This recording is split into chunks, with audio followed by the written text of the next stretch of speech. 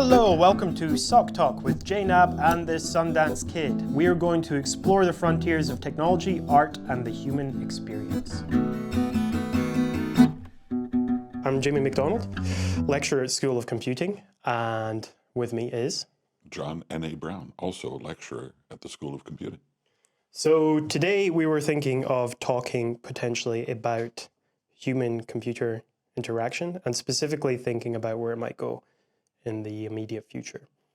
So for context, my background, I've done a bit of work with VR in the past. I've made VR experiences.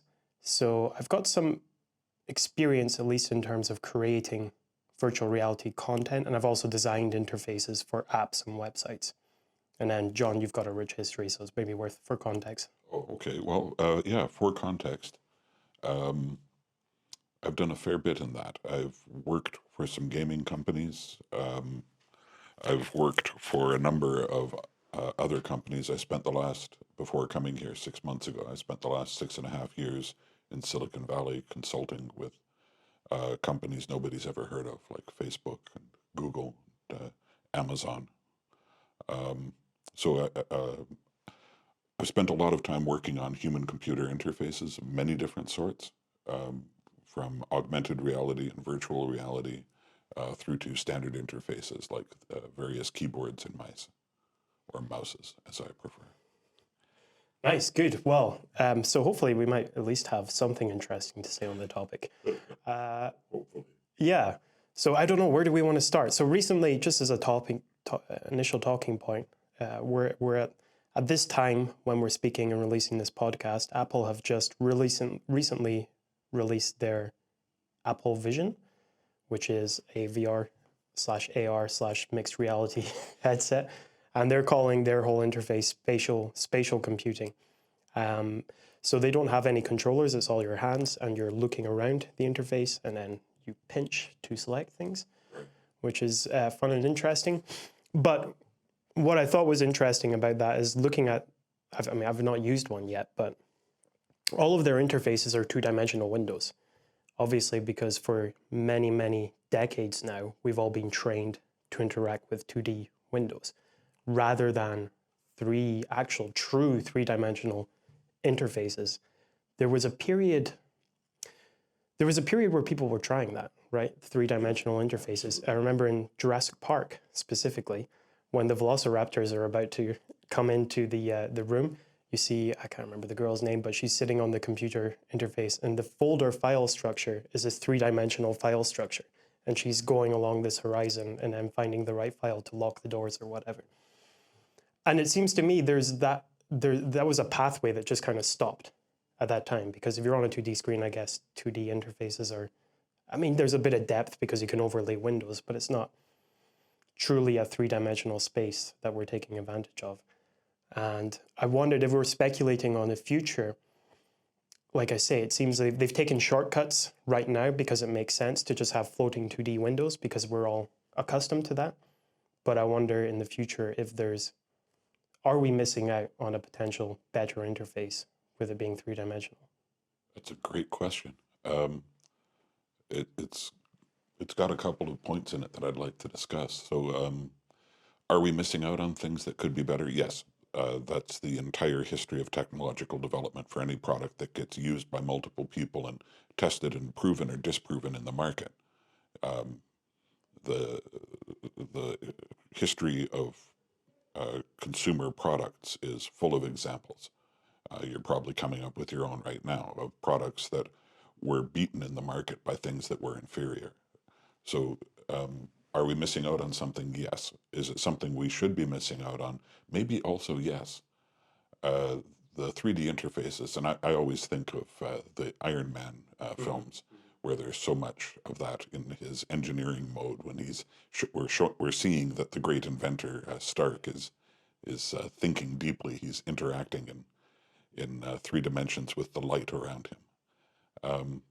The problem with doing that is that we have spatial models in our brain of the world around us and the amount of space things take. And that's what enables us to do things like reach for a drink and not knock it over. to be able to interface with something without looking at it because it's familiar. These three-dimensional models of the world around us interact unconsciously with three-dimensional models of our own shape. And so the map you have of your hand and where it is in space as you move it intersects with the model you have of, or the map you have of the coffee cup you're currently using. And unconsciously, those two models have to overlap and work together for you to be able to reach out and pick up your drink. When the model is incorrect in one way or another, that's when you knock the drink over. There's also other reasons that people knock drinks over, but that's one reason. And the discomfort created by being uncertain is worse than the discomfort created by knocking it over, because everybody makes mistakes. But if you're constantly afraid of making mistakes, you're uncomfortable. I think that's one problem with this kind of 3D interface of intangible light fixtures around us. If they were tangible, then you'd be able to knock against them and figure them out unconsciously, right? The same way you can reach over and consciously take a look at the thing you're going to pick up and pick it up and examine it a bit consciously or unconsciously. Just by running your thumb and fingers over it, you gain an idea of the shape of it. But you can't do that with 2D displays inside a visual screen. So I guess what I'm saying is it won't be intuitive until people work to make some kind of training material that will make it intuitive. But for our generation, it's going to take practice for it to become intuitive. Yeah, I guess it also depends on what the objective is and what we're talking about. Because, for example, if your objective is to make content in 3D or even just position things around in three-dimensional space, say you take your average grandma into a room, open up Blender and ask them, and you have to teach them how to move a square from one point in space to another point in space. You're going to have to tell them how, maybe even you have to use a mouse and keyboard, depending on how familiar they are with a computer. But even that, the process of clicking on the square, then you've got 3 axes, you've got to move it along one dimension, move it along another, and then move it up, or however such you might do it. Whereas if you stick a VR headset on them and just tell them, this is grab and this is release, they can immediately grab it, put it over there. Yes and no.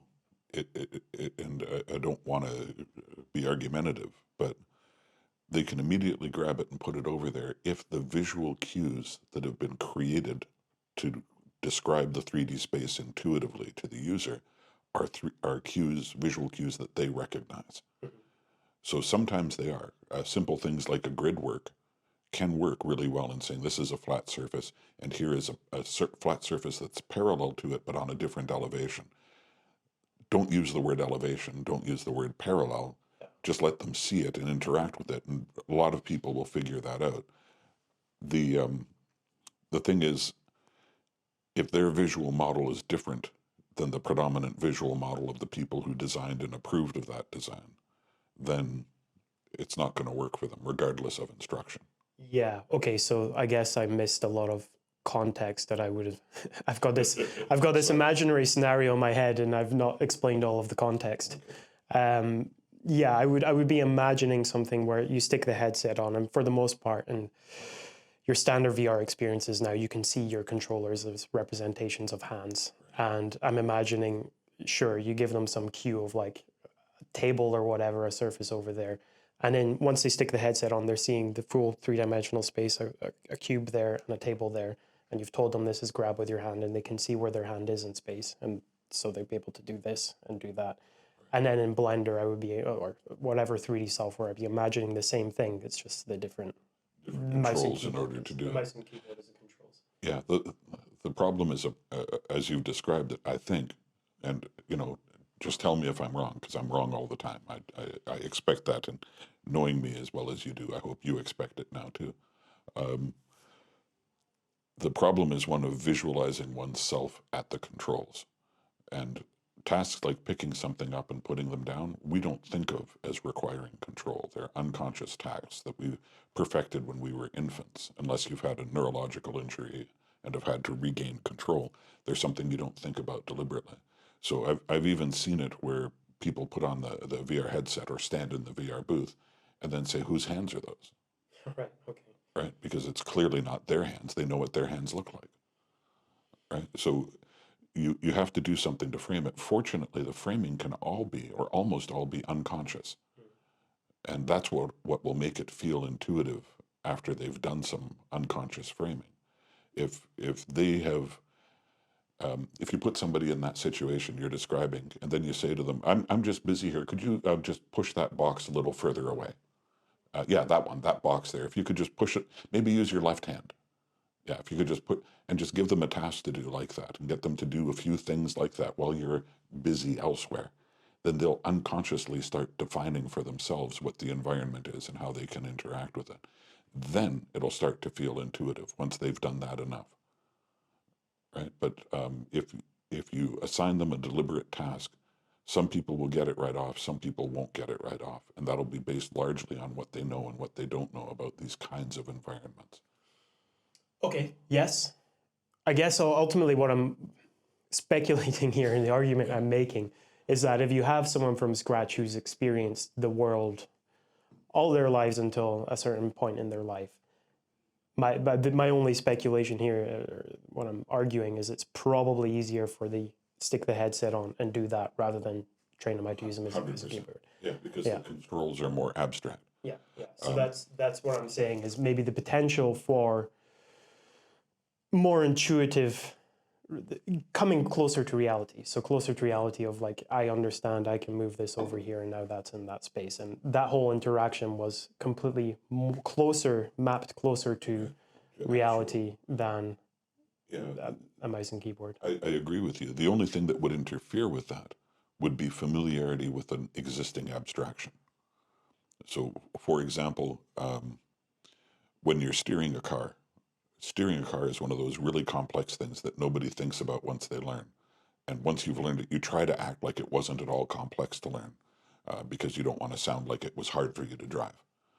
But the wheels are turning in a particular plane. And turning in that plane means they move along a perpendicular plane. When you turn them, you want to rotate them in a perpendicular plane. Again, you want to rotate them around an axis that's perpendicular to their rotation and to the plane they're traveling across. But the controller we use for doing that isn't aligned with any of those planes. Instead, it's offset at a largely undetermined angle. And the control of turning is unrelated, geometrically or intuitively unrelated to the amount of rotation. So in some cars you turn more, in some cars you turn less. None of it is actually turning in the direction, really, that you want the wheels to turn. But we learn this complex abstraction and then pretend it was never there.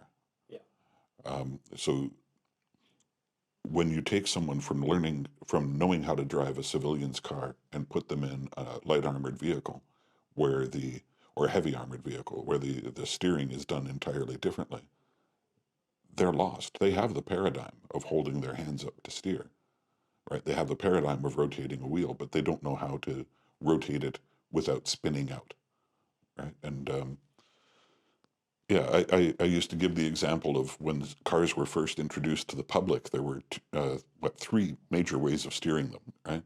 One was like a ship's rudder. One was the steering wheel, and another one was two separate controls to go forward or pause. I believe that the reason the steering wheel caught on was because it allowed people to hold their hands in a way that signified to them conceptually that they're drivers, because that's where you hold the reins of a horse. Right? So the idea of putting your hand down below and steering like a rudder, I don't think the direction was any more confusing to anyone. But it just didn't mean your hands were in front of you like someone who's driving a team. That's interesting. Okay. So we're not even disagreeing anywhere at all here. No. To bring it back to interfaces, this is where I'm wondering, so we've all been, well, the most of us that use computers every day, we're all now completely accustomed to this two-dimensional screen and a mouse to navigate all sorts of complex information and do all sorts of complex tasks. How much are we restricted by that legacy? Yes, we're all trained with it and know how to use it now, but it makes sense to always make interfaces that work with it because we have that legacy and it needs less training to use a system. Then so this is the argument of not how do we move people away from it, but just literal speculation on what could a different system look like in the first place? Well, around the time that Ivan Sutherland and his folks came up with the sketchpad, yeah, they were trying to figure out how to have a screen that you could touch and you could interact with directly without having to have another controller. So around the time they were doing that, other people were working on developing the first computer mouse. Do you know the story of the mouse? Vaguely, yes. Yeah, so the folks who invented it, and I should be able to recall the man who's always credited for it, I can't right now, and also the man who actually built it. And I should be able to recall both. I can't right now either. We can put it in the footnotes of the It's fine. podcast with an apology. We'll just put it on the screen right Yeah, or here, I'll just do this. And there, you can dub it There we over, go. so Done. people won't think I'm so forgetful. Um, please don't do that. I think the I'll bad use lip sync is I'll use better a than computer. I'll use a AI voice generated, so it sounds completely awkward. Excellent. Yes, if you could make it sound like Troy McClure, that would be best. Sorry for the level jump. Uh, so this guy had been working, as I understand it, in visualization of 2D representations of radar data and sonar data. And his job had been to create overlays of this data so that pilots could fly through the mapped terrain of enemy territory, based entirely on conceptually stacking 2D scans. And he thought it would be a cool idea if folks could do the same thing to navigate through data. And so he talked about it and didn't want to use a joystick for well, there's apocryphal reasons for it. I don't know what the real one is, but didn't want to use a joystick. And so in talking with the technician and some other folks, came up with this idea of taking a chunk of wood and hollowing out the bottom and putting in two perpendicular wheels. I've seen Right. that one. Yeah, so it's cool. You see the little red light to let them know it's active, and the wire coming out of the back, and red light on one end, wire coming out of the other is why it's called a mouse. It was a chunk of wood that was rubbed on a desk. So saying that rubbing a chunk of wood on a desk is the best way to interact with a computer is kind of silly. And yet here we are, Yep. wireless, still rubbing a chunk of something on a desk, like with the steering wheel, using an abstraction that moving this on this surface is going to move something on a different surface, right? Oops, there we go. I can visualize that more easily than I can practice it, right? Because like you say, I'm familiar with visualizing that kind of movement. But it's a silly, silly thing. And the folks who were working on touchscreens had a much better idea, in much the same way that you were saying, being able to actually see your hands and move things as though you were moving things in real space is a better idea. Will we get away from the mouse? I think eventually there will be people born who have never used a mouse and go through their lives using computers without ever using a mouse, the same way that there are now people who have been using computers all their lives and have never used a keyboard. Well, there's the phrase iPad kids, and you see kids who've grown up more with iPads just navigate interfaces like you can't believe. Just Absolutely. I think a huge portion of why they look so fluent in that, fluid or fluent, I guess both work.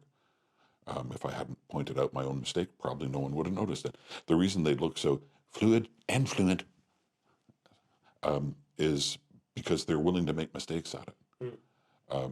My generation and the generation before it especially grew up knowing that if you touch an electronic device the wrong way, you break it, right? So you can't make mistakes. Teaching my parents, both of whom became comfortable with computers, especially my mother, quite comfortable, teaching them to use a mouse and a keyboard and different computers over the years, it was always a task to just let them feel comfortable that, yeah, the mouse can fall on the floor. Yep, you press the wrong keys and something happens, we can backtrack. That was contrary to their idea of how complex or expensive machinery works. These kids have no concept of that. They break things constantly, and one of the reasons it works well on an iPad is because it's hard to actually do something that breaks things. It's really easy to go aside on YouTube and end up watching something your parents do not want you to watch, and nobody in their right mind would want you to watch. And I mean literally in their right mind. Um, but so that happens much more often than they break something, Yeah. right? But yeah, that fluency of touchscreens and really multi-dimensional touchscreens, because they're layering things one on top of the other. That fluency is built into their brains from an early age. Yep. Yep. I'm going to go bring it back to something I've thought about, which is I'll even argue against my own case of fluid interactions. There was you remember Minority Report? He's doing all this, Great example. going like all over, like here doing this, and that. And as another, so there's a lot of physical motion involved here from doing that to that. Now, if you see, when you need high performance and high communication, like you need the bit rate to be faster between the human and the computer, you want to reduce that. You want more twitch rather than extending out, right? We have Formula One car drivers who, yes, in normal cars, you got to turn the wheel a couple of times to lock. Formula One drivers are like, this is lock. Because for them, every millisecond matters. And so then even in VR, sure, we're making interfaces again. Well, I guess that's maybe why Apple were not going with controllers moving things around. It's just literally your eyes that look around and then pinching. So, I mean, I've not used it yet, but I would imagine you can maybe, if you're using your eyes, you can really start navigating quite quickly. There's a history of that goes back quite a ways for eye tracking used for navigation. There was a project for a long time funded by the National Research Council of Canada, directed by a gentleman whose name I'm not going to repeat because I'm about to insult the project, that had a small diode of some sort. I forget if it was attached to the tip of your nose or to the chakra point between your eyebrows, but it was one or the other. And the idea was that as you looked around, you would steer your cursor around a regular computer monitor, which was absolutely hilarious until you were having a conversation with someone or thinking deeply or had to sneeze or yawn, in which case, while you were typing and doing that, all of a sudden you're typing in the wrong window, right? So this thing that was supposed to be extremely intuitive instead required constant concentration in ways that the designer hadn't conceived. And I think that's what happens with these kinds of site-based steering controls. And not just with those, with any other kind of steering control. What you have to remember is that a lot of really great ideas about computing come from labs where a group of young, wealthy white men coming from a privileged background work together. And sometimes there's some racial mixing there, if you'll pardon my using a truly disgusting phrase. Sometimes there's people of different economic backgrounds there, but that's even more rare. Occasionally, one of these labs will have a woman or three working in them. And all of that is getting better. Representation across genders, across cultural backgrounds, and skin pigmentation is all getting better in those environments. But the limited range of mental models at play means that they tend to, and the filtration system of how complaints get dealt with in an organization that's largely ego driven, those two things conspire to create products that look really cool and are really, really hard for most people to use. So I would argue, for instance, that Minority Report style, pull out the drawer, filter through, open up a file, put the contents over here, that kind of stuff is a better interaction than the tiny movements of the hands. It's a better interaction because it requires you to be more deliberate about what you're doing. And the eye tracking, I'm going to look over here, now I'm going to look over there. That eye tracking is exactly the opposite. Have you ever heard of a saccade? Mhm. Right? So then you know saccades are these really, really small eye movements that happen all the time. So I mean, I've not used it, but I would imagine they've got the error correct for that Sure pretty they well. do. If Yeah. they didn't, they wouldn't have gotten Yeah. past the first experiments, or at least not past the second. So how are they correcting for that? Are they correcting for that by averaging out? Are they correcting for that by separating the data into two groups of data, eye on target, eye off target? What algorithmic process have they conceived of that would say this is when an eye is under conscious control and this is when it isn't? because I'll bet that they're not accounting for all of the times eyes aren't under conscious control. Yeah, from what I've heard, again, I've not used it, so I'm wildly talking about. Yeah, we might get one in the future, but our budgets are, we don't have them right, Maybe we'll get one. So any sponsors? Give us. Please do send Jamie 7 or 8 of these kits. Please. We'd appreciate it. But from what I've heard of people using it, at the start, it can take a bit of getting used to because you don't realize how often, at least with our current machines and systems, that you are actually looking away from what you're doing, but your hands are still typing or doing something. But then I've heard people like after a few hours, you get used to it and you start navigating pretty well. So I can't speak to anything more than that. I guess it all comes back to what your objective is, because for the example that I used with the Formula One driver, you want the stream of communication to be as quick as possible. Video games are a good example as well. So in esports, controllers came along. We had mice and keyboards, and then we had the controller come along, hands on a device pressing buttons. And that's evolved throughout the years to the point now where if you pick up an Xbox or PS5 controller, they're really, really nice. Solid, nice feel to hold. And it's just it used to be the case where it hurt for even after a few minutes holding like a NES controller or something like that. But now they're ergonomically, it's like the evolution wise of just a shape being formed to the point where it's really, really comfortable now. Good research and good implementation and lots of iteration. Absolutely. So comfortably lying back on a chair in a casual couch, yeah, sure, you're sitting along playing on a controller. Meanwhile, in esports, it's always still mouse and keyboard because for first-person shooters specifically, mouse is still the best interaction for looking around a screen where you're in control of where you're looking. It still turns out the mouse is the way to go. WASD specifically, that controller layout. And I don't hesitate to say, but I'm pretty sure there aren't major esports players who are using a controller. And the reason for that is accuracy as well. People are way more accurate with a mouse and keyboard rather than that. So this is actually another interesting fact. When Microsoft released the Xbox first time, Sony beforehand on the PlayStation 2 had figured out dual analog sticks. Right. So getting your thumb rotation for rotating things around. But they hadn't really figured out first-person controller with dual analog sticks yet.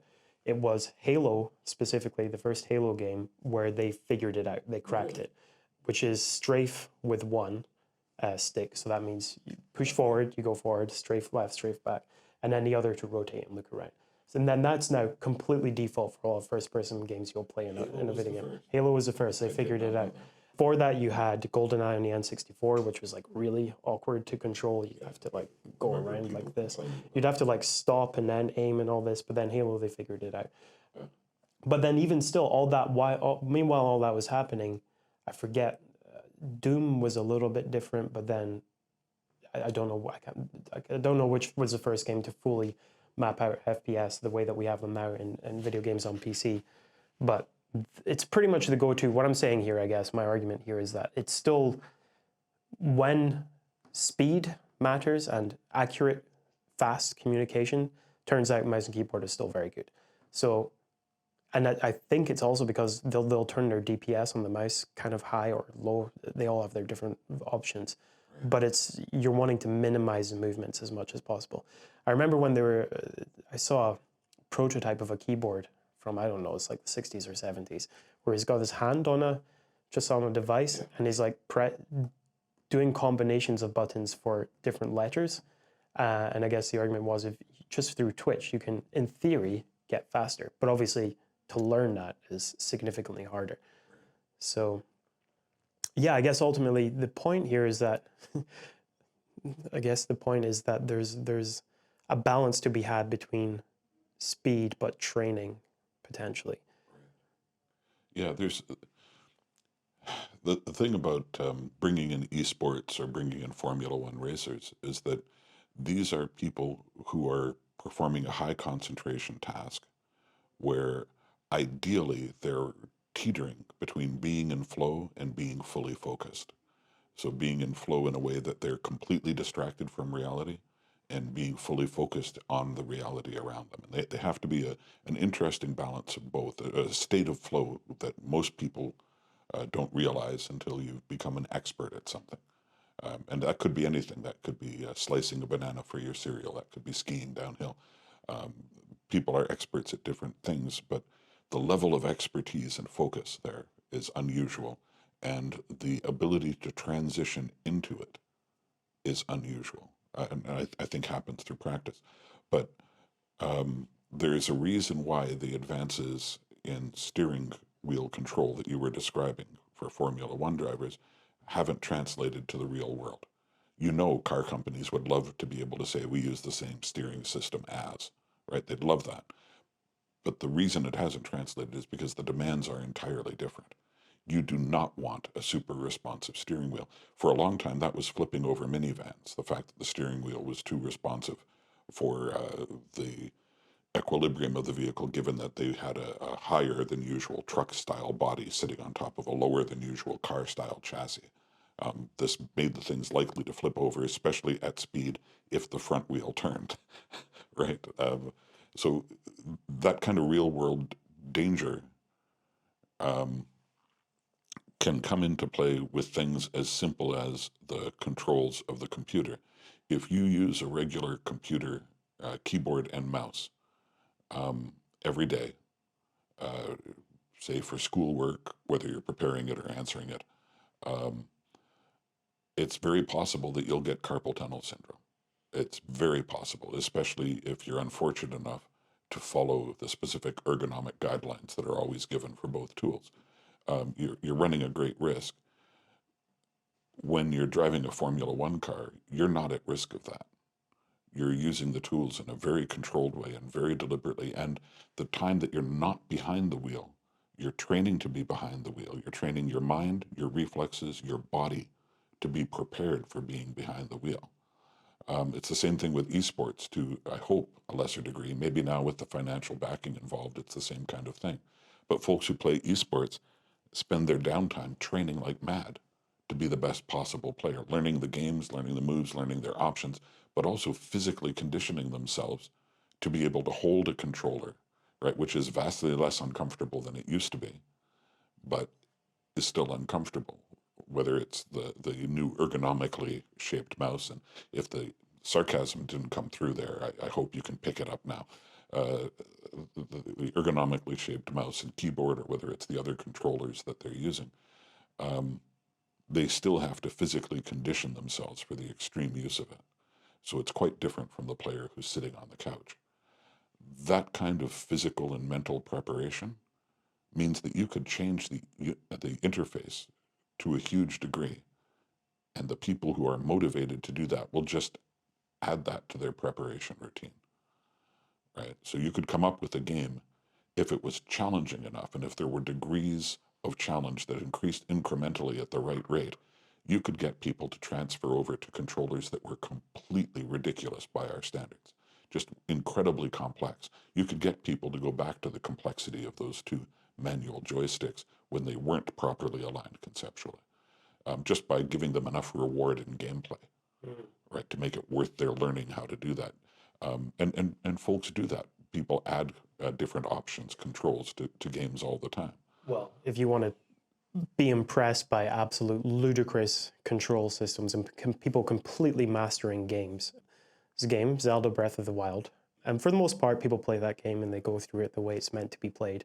But there's this whole culture of speedrunners who figure out how to break the game in more and more and more interesting ways that require absolute mastery of the physics and mechanics in the game.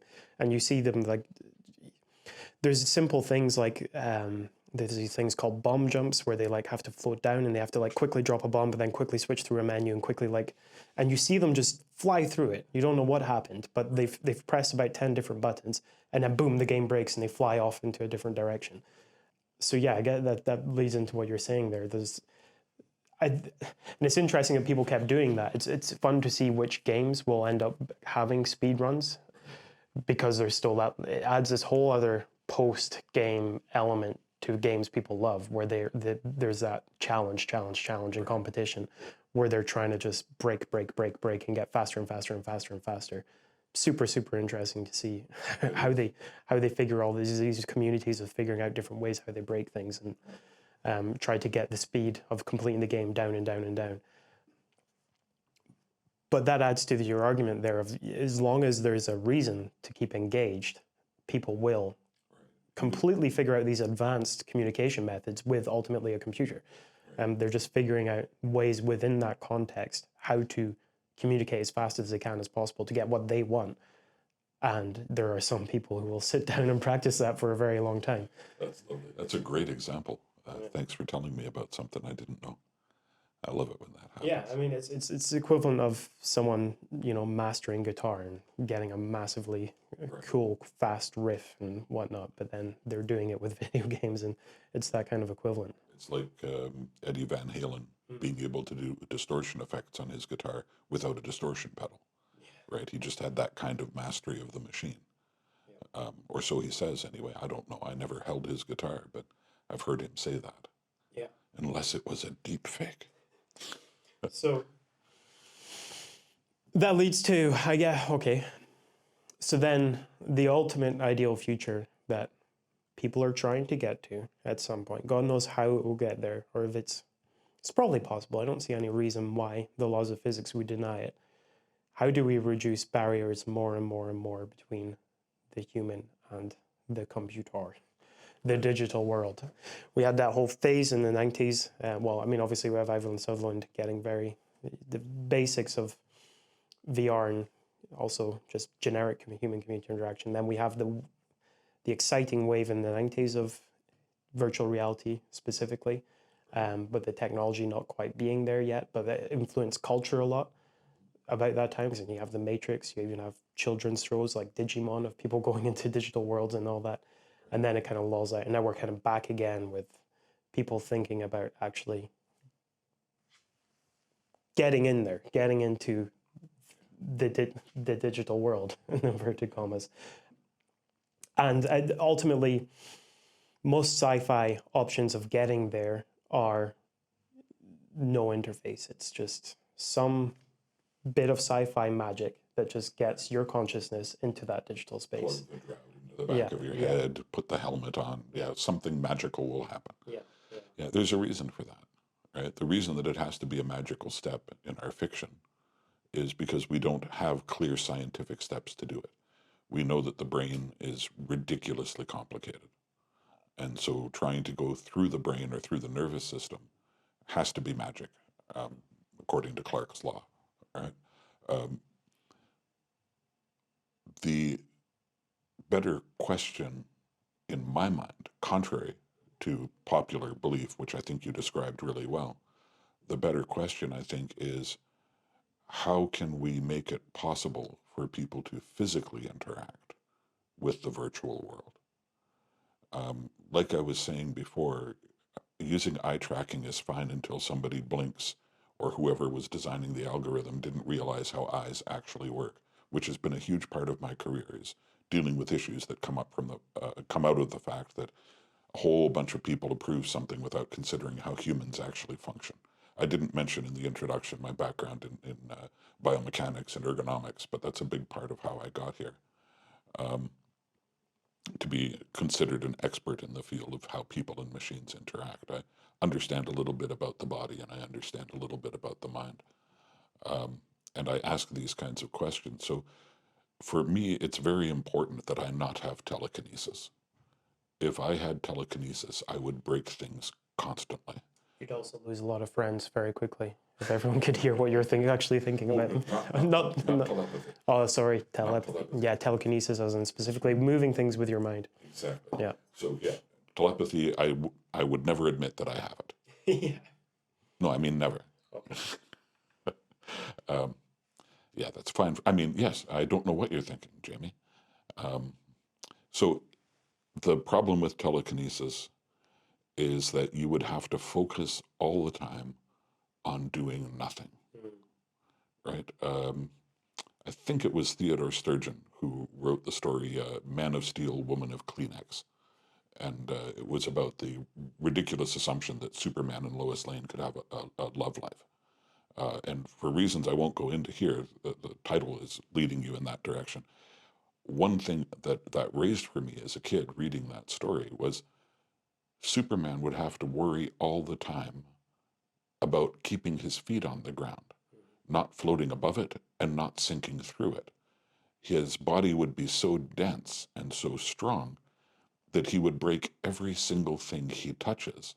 He could as easily walk through a wall as bounce off of it, more easily, because bouncing off of it in a way that looks real, we all know who work in 3D, that's hard as hell to fake, right? So Superman has to live in a world where he's constantly worrying about that kind of stuff. And I'd love to see a comic or a movie that deals with that. There's definitely a few that have gone along stories with superheroes having ridiculous strength and then tragically Right. destroying everyone around them. But always in a really shallow way. What I want to see dealt with, like for a little while, there was a writer called an artist called Kurt Swan, an inker called Murphy Anderson, and a writer called Elliot S. Magan, who were producing some cool Superman stories where they said, yeah, in the 60s, they introduced his super thinking and his super brain.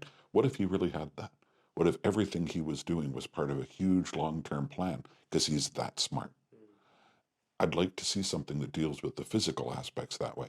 He would have to be concentrating all the time. What I think happens when we create too many direct neurological links to the system, or the illusion of direct neurological links to the system, is that we create an environment in which you have to concentrate like Superman. If you can reach over intuitively and pick up the cup and put it on the different flat surface, that's brilliant.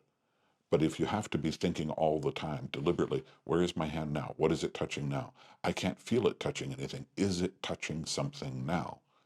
Then having anything interact with your hand just by touch becomes extremely dangerous as you're moving through this environment. If you're stationary, you can limit it. In tests and trials and demos, you can limit it. Reach over here, pick this up, move it over there.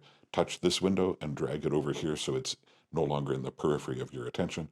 Surprise, fans, being off to the side does not mean it's in the periphery of your attention. Bring it into the center of your attention, focus on it here, deal with it here, and put it back. All of those things take some learning and some training. But doing that while you walk down the street is going to get people killed. To this day, people using their phones. Should we wait for that sound to go away? Just we'll let it ring. Okay. Somebody's uncertain. Unfortunately, this recording room is right next to a toilet with a hand dryer right on the wall. Those great Dyson hair hand dryers were literally on the wall behind me. On the recording studio. Yeah, it's one of those things we could get fixed, I guess, if the sponsors throw enough money at us. And by sponsors, I mean all of you out there who want to throw money at us, except our students. Our students don't get to throw money at us. Everyone else, or rather, to Jamie. Right. So I got so into the idea of Dyson hair dryers, hand dryers. I'm thinking of the dynamics of that, and I got lost. Yeah. So we were talking about if you had too much control over the system and you didn't have, if there wasn't enough deliberate checks, then you could start. Yeah, and not just deliberate checks, but imagine if anything you brushed against became active, right? You would have to be really careful when you walk around. That would take so much extra concentration that you would be putting everyone, including yourself, in danger by being out in the real world. I walk with crutches these days, and every day I have to call out to people who are walking right at me on a narrow sidewalk looking at their phone. And we've had phones for a long time. Often these are students who are doing this, who grew up with phones, who've never been without one. And still, they don't seem to understand that you cannot focus your attention on it when you're walking down the street. You really won't like the videos of people walking around with these Apple Vision OSs on. I absolutely won't. I've been seeing people, when I lived in Silicon Valley, I saw people wearing different VR systems all the time. When I was at a company I will not name, though it rhymes with Facebook, I was involved in some testing of VR systems. And, really smart people doing really cool testing of products that absolutely should not come without a warning. Better yet, they should come with some kind of metal sticking out of them about 8 feet in all directions that prevents them from getting through doors when they're wearing them. Yeah. So at least I will say at least Meta every time, because it's annoying. Basically, every time you set these things up, you got to go through like a 5-minute safety demonstration. That's And because they really don't want to be sued. yeah, they did have it with the Quest 1 and 2, but for some reason it's not as much with the 3. But if you walked out of your play space, it would just turn black. But they turned that off now. You can just walk around with it. But you still can't really interact with anything when you do that. It will still give you the vision, but your window you got to actively make an effort for it to come back. The Vision Pro, I believe, is less restrictive and it will just let you wander around anywhere. Until just a few years ago, there was a period of about a decade when, according to the World Health Organization, the number one cause of fatalities, other than natural fatalities, the cause of induced fatalities amongst people aged 16 to 25 around the world was distracted driving caused by smartphones. Right? There's a couple of recent studies that have come out that have shown an absolutely horribly powerful correlation between the release of smartphones and the increase in self-harm and suicides among young people. The hardware and the software and the way that they combine with the human brain is killing people all the time. And the companies involved know that and should take responsibility. If they do or if they don't, that's up to them and their lawyers and their corporate whatevers. But every individual who uses this technology should be aware of it. Yeah. At this point, it's like using GPT on an assignment. I say to my students, I don't care if you use it, but if the quality is poor, you're responsible for poor quality.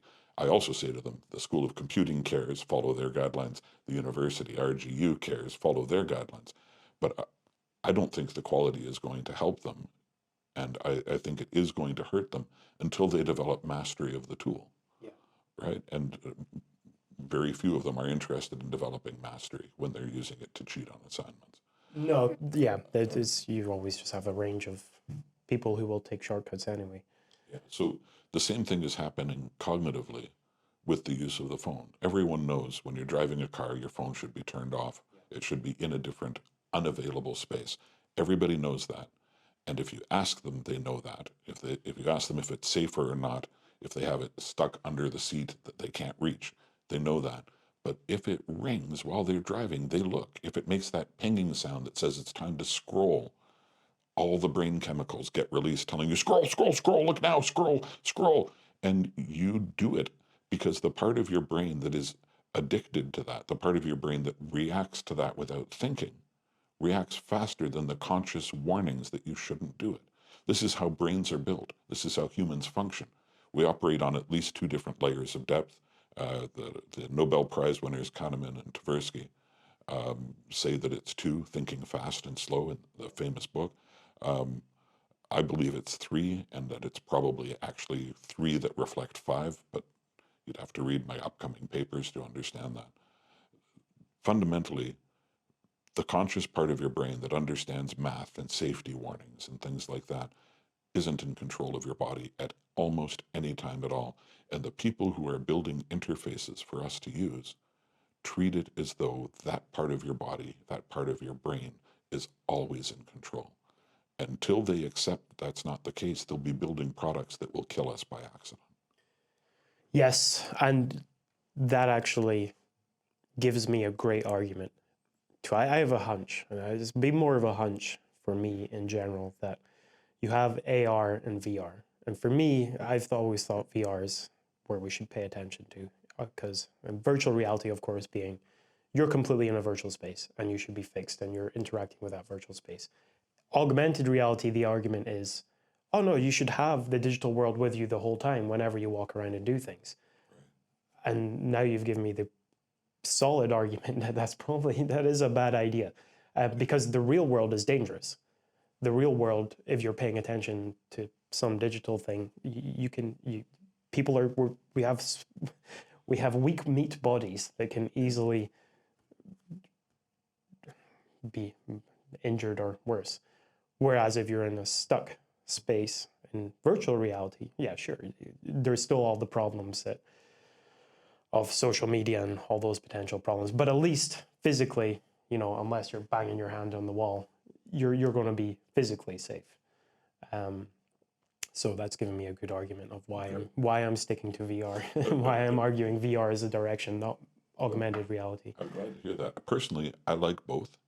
I believe in both. I encourage both, but for very specific things.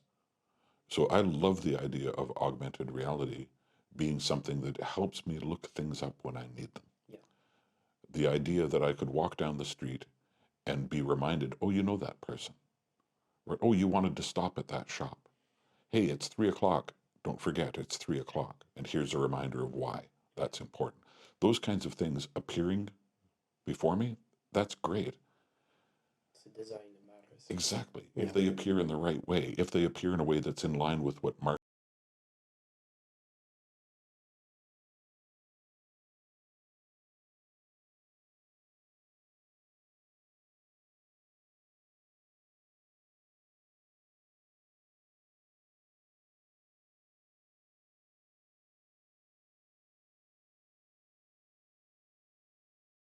Not even going to ever give you anything. Absolutely.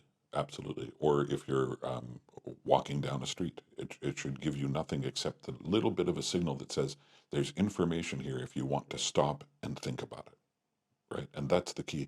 That's the way I talk about it when I'm teaching this to my students here is it should give you the option of accessing information. It shouldn't throw information at you. In current computer systems, not only do the computers constantly throw things at you because of a faulty initial concept of what a recommender system is, right? Recommender system has become a controller system instead.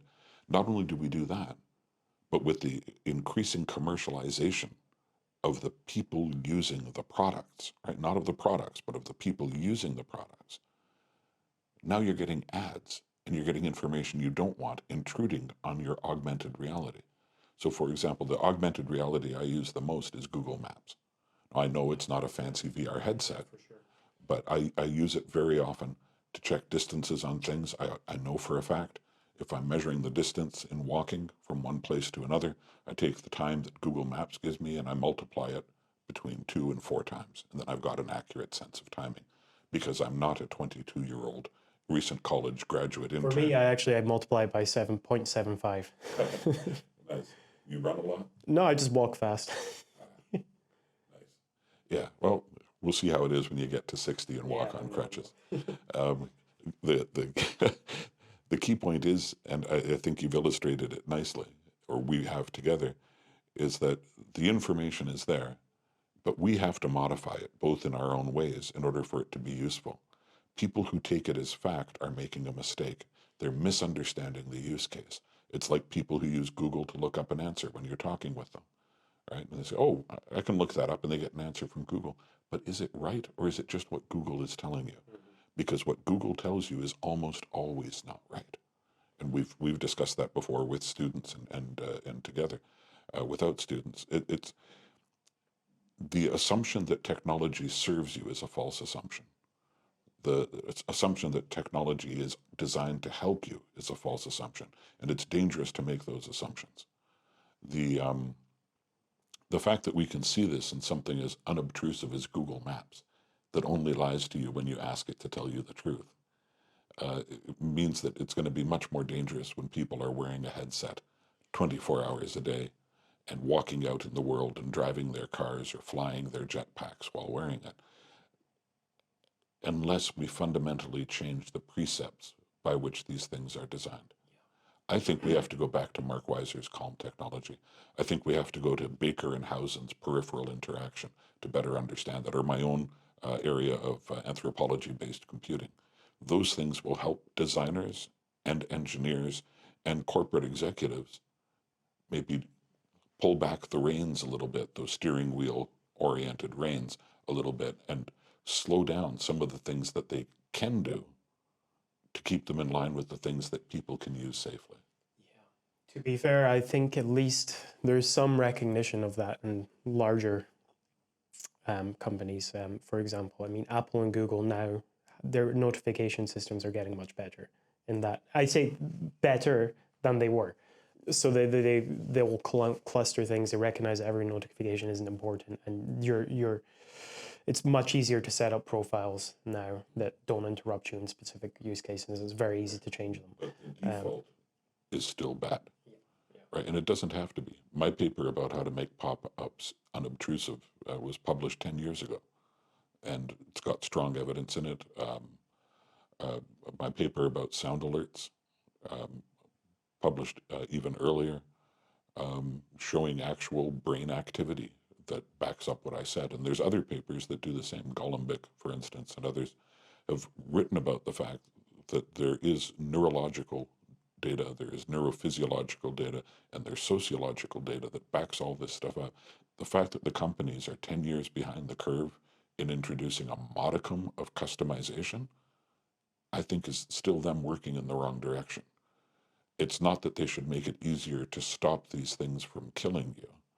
They should make it so that they can't kill you and give you a little bit of leeway about how much they can interrupt you. Yeah, and that's where that can go into a whole other conversation and discussion about where governments should probably step in, because you're probably going to make less money if you can't interrupt anybody whenever you want. But then that's another pathway. I've got something just else I want to throw at you. Yeah. I'd just like to say one thing in line with it. Government maybe, but the corporations that are employing people who are using this software, I think have a duty to do something about it as well, not to avoid lawsuits from the people or something as logical as that, especially from an American perspective. We know for a fact that workplace interruptions are costing the vast majority of worker time with white-collar workers. The average office worker, according to well-established studies from more than a decade ago, the average office worker works less than an hour of productive work a day because of interruptions from email and phone. If you make your emails less interruptive by turning off pop-ups entirely. Yeah, mine are all, I have everything set to pull. No. But you had to do that. Yeah. If you were an employee of mine, I would say, are all of those turned off? Right? If I were an employee of yours, I'd say, hey, boss, I turned off all of the stuff that interrupts me during working hours, right? Just to let you know. Why on earth isn't every company that's using Microsoft products demanding that? Instead, they're just giving up employee hours. And the vast majority, 7 out of 8 employee hours are wasted because of interruptions from software and hardware and wetware. Anyway, So, sorry to there we go. interrupt. An economic reason to do it as well, not just safety. So this is another thought. This is where I think this will come, and people are already almost there. So when you have Snapchat and Instagram and all these different tools, people will record videos of themselves to other people, and there are very sophisticated AI algorithms that will make you look better or into anything you want.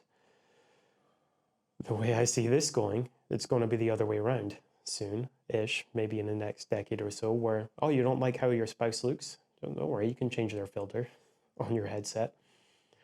What on earth is that going to do to humans, where if you're walking around, you can just have a complete, let's say, a Disneyfication of almost living in a Pixar world. It's still reality and it maps to reality pretty well, but everyone looks perfect or cartoonish or whatever you want your world to be. Boom, that's your world. There are people in the world who wear small cameras on their shoes so they can film up people's clothing. There are people in the world who hide cameras in public restrooms or private restrooms or shower rooms so that they can film people when they're unknowingly exposing themselves to this. These people are jackasses. They are criminals. They are horrible by almost every measure of human decency across almost every culture that's ever existed. And they still do that. I think that what you're talking about is just going to expand our definition of what is indecent. If you believe it's appropriate to talk with someone while seeing someone else in their place, then you're a jackass. If you want to show someone else in your own place, that's a different kind of problem. But if you're deliberately ignoring who and what someone is in order to make them fit your conscripted idea of what someone should be, that's horrible. That's just horrible. Yeah, I don't I don't disagree. I'm just speculating of where, because it's possible. It is. It's definitely possible. It won't take much to get there from what we've already got. If you're willing to use the technology that currently exists and exert a few hundred hours of programming time, I think you could probably break it yourself. Yeah, and I just don't think you should. no, and then I guess a system which you could imagine though at least is then, yeah, okay, it's your own avatars, you change your own, however everyone else is going to perceive you.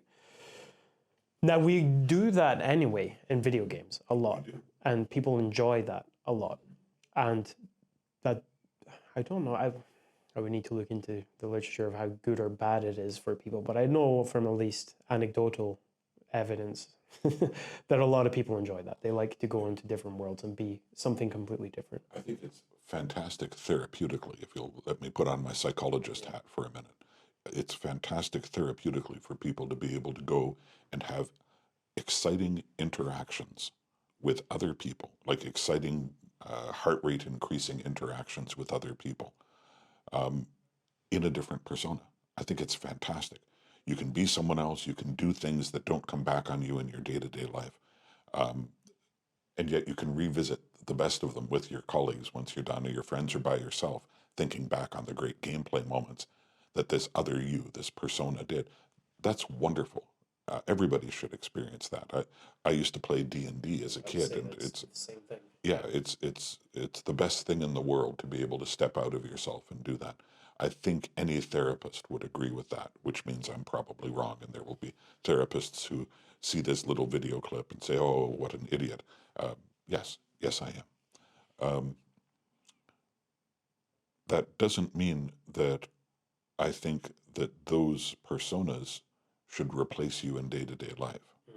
I'm very happy to play a game with Thraxar, the level 17 barbarian, by my side. I absolutely do not want to be sitting in a restaurant trying to enjoy hors d'oeuvres with my date when Thraxar, the barbarian, walks in. Right? Thraxar has to learn when to be barbaric and when not to be. Yeah, yeah, yeah. The real world is, I probably shouldn't let go of the real world yet, or mix the two completely. Again, that's where mixed reality and augmented reality is like, there should be clear confines of what we do with it. That's something I don't think people are seriously talking about, as in keeping the digital world specifically separate from the real world in specific, well-defined ways. And I think characterization is one there. Yeah, because we don't let actors. Well, I mean, this is where you have some actors that like to go method, and then it's a little bit weird for everyone else. It can work great in the context of they're shooting a film and they're going to be a better actor for the film. But if they continue that for the rest of their lives, then it's a little bit odd, and then you become that person, whatever. But we probably don't want a world where everyone's, or do we? I don't know. But then, yeah, we do. If the character that they are portraying and that they get lost in is a philanthropist who loves everyone on earth more than themselves and cares for others and does acts of kindness at every extent, yes, please. I'd like to see 7 or 8 billion of us try that. But if there are other motivations involved that will supersede their otherwise acceptable behavior, then no. Dave Chappelle tells a story about wanting to meet Jim Carrey and being so excited because he just loves the guy. The guy's such a great comedian, big fan. When they were introduced to each other, when the meeting finally happened, Carrey was doing method acting for the role in The Man in the Moon. And he was Andy Kaufman. He wasn't Jim Carrey, right? Chappelle describes it brilliantly, and this is a lovely case for augmented reality. Please go and watch the video of him describing that. It's quite funny and sad at the same time. The point is, what you're saying is backed up by many other people, even the occasional celebrity. Yeah, yeah. Right? Indulging in the character too much, but then I guess, at least if it's, say, visual augmentation, we do that anyway as humans. And we even change personas anyway quite a lot as well. You're a different person when you talk to your spouse as opposed to your children, as opposed to your when I'm a lecturer, I'm a different persona. Like we have different personas that we slip into depending on the context, but sure, there might be there's always a story through thread of who you are, but I can be a very different person in different contexts. Sometimes in the stories, Shiva is a nurturer, and sometimes Shiva is the destroyer of worlds, and it depends on the mantle that Shiva is wearing. And it's the same for all of us. I forget who it was, and that's embarrassing too, but we are multitudes, right? We are many, many people at once. That's part of being a person. But that doesn't mean that you should stop being the other ones while you're being one. When you are being a dad to your children, a loving, caring dad to your children, you should still be the man who is a passionate lover of your spouse, right? You should still be the man who is a grateful caretaker for elderly grandparents and a considerate and intelligent lecturer for your students. Don't let those overlap. Control them yourself. But I think you would be better at all of them, or rather, you would be better at each of them if to some degree you keep all of them in mind. For sure. I mean, yeah, I wouldn't disagree with that at all. And I think that's how we all live our lives anyway. But my point being is that we can modulate and fluctuate a little bit. And then my other point I was getting to is at least visually, we do change our appearance for different context scenarios. We have clothes. We augment clothes for various different reasons. You go to a funeral, you're a specific attire to fit into a whole meaningful thought practice behind it. Sometimes it's completely functional, but a lot of it is also communication to other human beings. 100%. That's why we adjust our appearance day to day, or at least it should be why. There's lots of other reasons. We do it for virtue signaling. We do it for signaling membership in certain moieties or societies or subcultures. If you're wearing Doc Marten high lace-up boots, that used to mean something 40 years ago. It means something different now, but in both cases, there is strong meaning attached to it, right? So to riff on this point and thinking about modulation of visuals to personify whatever you want with whatever meaning you want. Turns out when you put people, conscious human beings, in a complete virtual space where they can do whatever the hell they want, you end up with VR chat. And if you ever go into VR chat, it is hyper stimulus, crazy, ridiculous anime figures mostly all over the place, or people just completely embodying a fictional character of some sort. You'll see superheroes or video game characters wandering around, but a lot of the interesting stuff is actually people completely creating custom things, and it's, you know, hyper stimulus. A lot of it is hyper stimulus. It's like taking human forms, exaggerating them in any ways you can, I assume you can probably imagine, and super hyper colorful skin glowing and flowing and all this super interesting weird things. And that it's interesting that space is still a human consciousness, but in a detachment from physical restraints of clothes and whatnot, and they can just literally become whatever. I think you were talking, was it you that were mentioning that you had a colleague who was doing some sort of artistic thing in VR, and they were trying to be clouds for decades. Yeah. If you're talking about the thing I think you're talking about, that was my old friend Liz Solo, who's a punk in Newfoundland, who created a virtual environment a couple of decades ago, and it's been populated by artists ever since, doing incredible, wonderful, communicative things. I haven't been there in a very long time, but the last time I was there, one of the issues she was dealing with really masterfully was policing, so that it didn't become a place where people were made uncomfortable in ways that she was uncomfortable with. Right? She wanted people, artists specifically, to push boundaries, but that doesn't mean right being horrible. It just means pushing boundaries. This is one of my concerns about these things. Social behavior has declined, and it's easy for folks to lose sight of that or to make it a soapbox issue. But social interactions have become less polite over the last couple of decades. People have become more confrontational, especially in the northern half of the world, and especially in the western half of the northern half of the world. People are... Are they in person, or is it more in our digital spaces? In person. it's Yeah. happened. And that's my concern. We could see decades ago that this was happening in the web, that anonymity gave people permission to be less concerned about the social constraints of interaction. And some folks went full-fledged, horrible on it, and others didn't. Lately, there's talk that the social media algorithms feeding you what they think you want, so you'll spend more time scrolling, have created further extreme versions of that, right? It's just overlapping wave patterns, right? Of course, it's going to create extreme distinction. It's just math. So it's entirely predictable for the companies that have caused it. But the effect of that on social behavior, IRL, has been a decrease in social mores and spikes of extremist behavior more than before. So I don't have the data to prove that this is true in terms of people attacking others, but I believe that it's true. So I believe the data is there. I do have the data to prove, not my own, other people's data, to prove that people harming themselves has increased. there's a caveat to that narrative now, that it's because people are getting siloed and that's pushing towards extremism.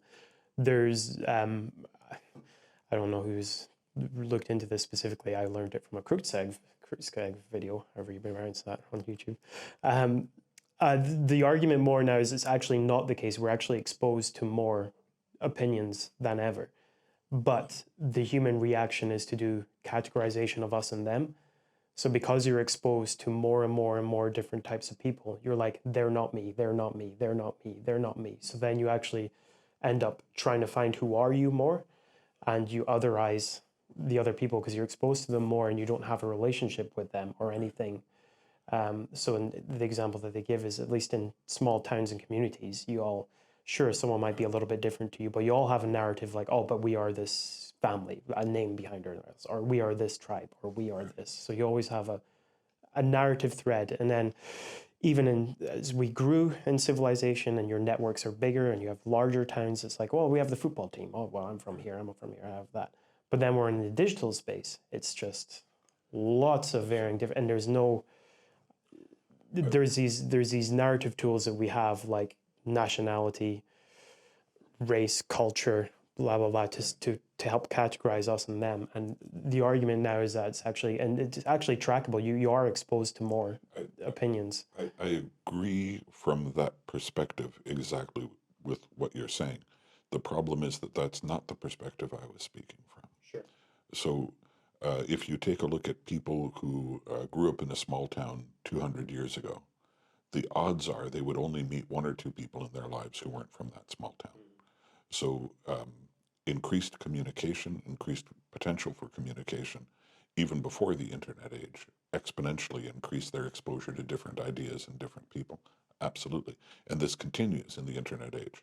The fact that you can accidentally or intentionally watch a newscast in French with English subtitles gives you the chance of seeing the same world news you already watched from a completely different perspective. That kind of thing is absolutely true. You are aware that there are political parties you disagree with and social parties that you disagree with, and occasionally a house party you disagree with. You're aware that these things are going on. But the medium through which you perceive them does most of that filtering for you. So if you're on Facebook and you're being exposed to 1,000 ideas, almost all of them are being exposed to you by people who are already on your short list of contacts, who are communicating with you about how terrible this is and how other these groups are already.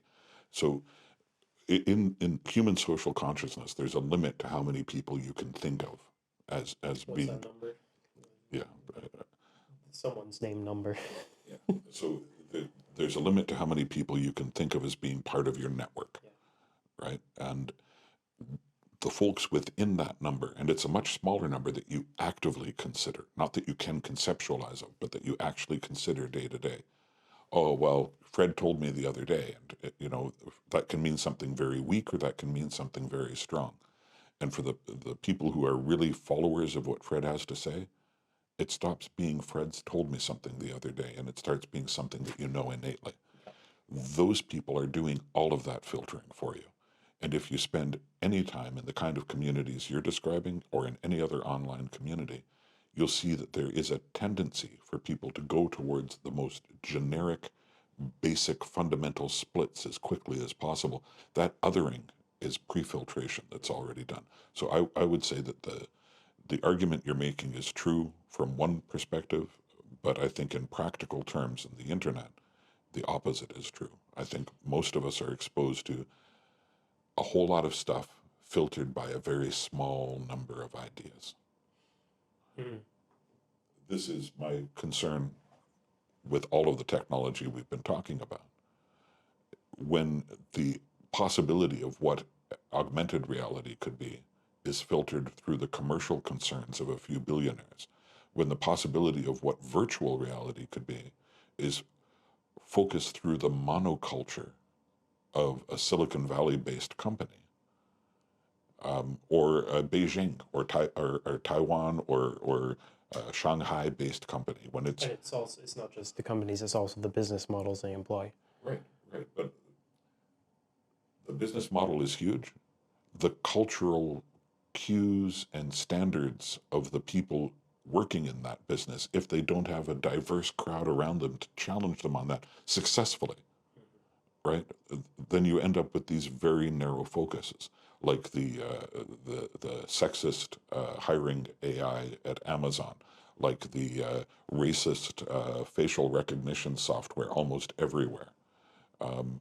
These racial biases, these cultural biases, these genderist biases, these class biases, all of these things are being built into software unwittingly because the teams building them are unwittingly focused in that way. What we have to do is we have to inverse, if you will, or invert the kind of algorithms that are causing this extremism by trying to only feed you stuff you're already going to agree with, and instead make it, when you go on social media, you only see stuff that you disagree with. I mean, And I not worry through the filter. I worry there actually is that. Yeah, but not through the filter of the people who are telling you why you should disagree. No.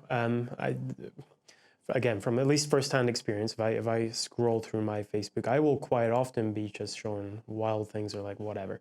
Right. That is how you don't often go to Facebook, right? No. This is why. So the algorithm is still trying to figure out which stream to start deflecting you along. So the stuff that you like is going to tell it, focus more on this extreme area. But it has to feed you extremes in order to feed you into an extreme. Yeah. Right? Yeah. It just has to feed you a variety. It depends. This is interesting because I still use it because I have to every now and then because I promote a lot of things through it. And it's very useful for promotion of local community stuff. It's actually the best tool right now to do that. I wouldn't tell anyone to not use Facebook, except all of you don't use Facebook. It's actually, to be fair, it is literally the best tool for online local communities at the moment. It's great I mean, that way. physically local. Yeah, it's great that way. I've known lots of people who use it that way. Since I worked there, I don't use it at all. No, but then you have different tools that we're going into social media, but you have something like, for me, X, whatever, formerly known as Twitter. It's completely wild chaos now. I go on and it only takes 2 posts to go like, I'm out of here. For me, it's just ridiculous. Instagram works for me. I like it.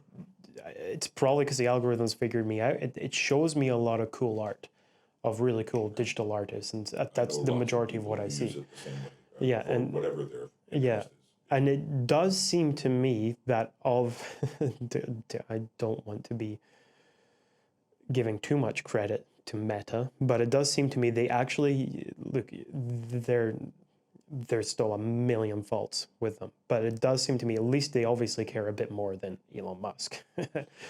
Well, don't forget the conditions under which they acquired that product, right? They were supposed to maintain it as it was and treat the membership the same way that they were being treated before. With Oculus as well. Yeah, and they've violated both of those contracts. Again, I'd love it if Meta were to clean up its act ethically. I'd love that. I think it would be good for the world. But interestingly, I don't expect it. A quick side tangent of Meta. they have some of the best designers in the world, for sure. The problem when you're on Facebook is the design is made to show you adverts. And because the design is that, it can be frustrating and clunky and horrible. They have a developer platform where it's like workplace developer platform that I saw for the first time recently, and where they don't have incentive of ads. It's just a really nice system. And it's like, oh, this is what I remember when Facebook used to be that before the ads came in. It was like all they were actually caring about was making an interface and not trying to shove ads down your face every single second. Yeah, I also have fond memories of being able to communicate with friends and family who I hadn't seen across space and time. I think that's wonderful. And I agree that the intrusive advertising hidden as other things and subliminalized as much as possible is an evil. But that's not the worst of it. The worst of it is the unethical way they've treated people that has caused children to self-harm, that has caused adults to self-harm, that has popularized brutalist behavior in so many different ways, made visible horrible behavior in so many different ways. And I've heard the arguments that they can't police all of it. But if you had a yard full of dogs and a small percentage of them were biting everyone who went by your house, the police wouldn't say, nice job trying to control those dogs. They'd say, if you can't control the 1% that's being violent, then we're going to take away all of them. And that's what I think has to happen. If not explicitly, then in some other way, these companies have to be held accountable for the worst behavior they are facilitating, the same way that you or I would be held accountable for the worst behavior we are facilitating. And I love the fact that we've gone all the way around to social media, but I just want to say that's the result of talking about HCI. Human-computer interaction isn't just the design of interfaces, it's all of the interaction we do with and through computerized technology. Absolutely, and we're talking about potential interactions with whole virtual worlds. I mean, when I'm talking about VR, we're really only talking about a three-dimensional representation of our world, but we're already doing that anyway. It's just a world in inverted commas. It's just a social network. It's still a world of sorts. It's still a place with humans communicating within it, and the interfaces are slabs in our pockets. And if you don't mind me saying something that I've become rather known for saying, I think it's time now to drag it out. Our bodies are the interface with which we deal with the computerized technology. Our bodies are the interface with which we deal with the world. The sensory information you get from the world around you is in transmission almost no different from the sensory information you get from a device. So I don't think that there's a big difference between virtual reality and reality in terms of the processing that goes on in order to accept it. I'm behind you on that. All of this for us right now is a simulation of a completely underlying reality that we really have no grasp of. There are wavelengths of light flying through here that we can't perceive. There are fields of energy that we can't even comprehend. Just magnetism. I have no sense of magnetism in my body, for example. Well, we do. It's just very small. Yeah, it's true. So in that sense, all of this is what we do anyway. And then sure, everything that we have words, or I have a word for this, but that word is a concept in itself. And all of social media is the exact same as a concept of streams of data that come in. So yeah, I completely agree with you there. So yeah, good for me at least to conceptualize there in my mind, because it's sometimes easy to think that it's its own different place. But yeah, sure, it's almost just as real as everything else. But there is an easy way to turn it off. You just turn your phone off. True. In terms of that network, yes. In terms of the other networks we use and that we become accustomed to, it's much harder. You turn your phone off, you still have a plan of when you're going to turn it back on. I know very, very few people in the world, and I know quite a few people, but I know very, very few who turned off their phone without the plan to turn it on a regular basis or at all. I only know a couple of people who have had smartphones, used them every day, and then decided I will never use a smartphone again. I know almost no one who's entirely removed from the internet.